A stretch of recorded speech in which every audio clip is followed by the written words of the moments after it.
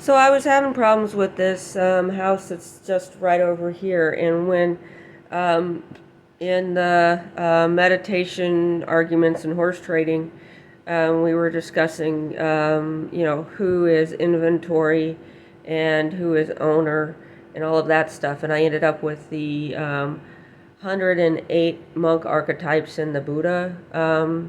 Decided to transfer over here, and then they would base their operations from here.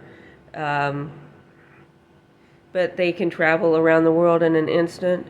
And now they're going to be bringing back, they've got 12 vessels apiece, well, the 108 have 12 vessels apiece, in which, for about 52 years to the day, divided into 26 hours, that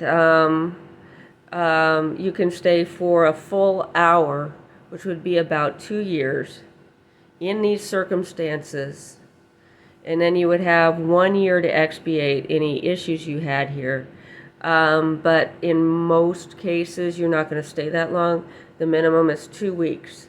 So no matter how badly you're freaking out, if you're part of the actual owned by the Buddha Sangha, which, there's other Sanghas, auxiliary Sanghas, but there really is a still actually owned by the Shakya family through the Buddha Sangha. Every member of that is going to be picked up on a rotation to spend a minimum of half a minute of each day. So you can see that there's a lot of people that could pick up. It's 108 times 12. And if you can spend the full hour or the 2 year period here without breaking any vows and get all the way to the end, then you'll get some merit boost. If you don't go, I think you have to go all the way into downfall to get kicked out. Most people will.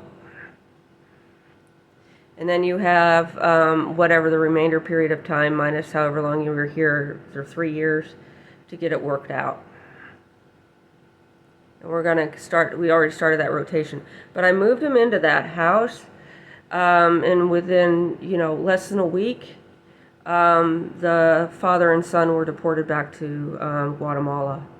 So we're going to be working house to house. They only move on the new moons, and they're going to stay in that house until they've got somebody better moved in. So they might be there a while because they might have to go through several tenants.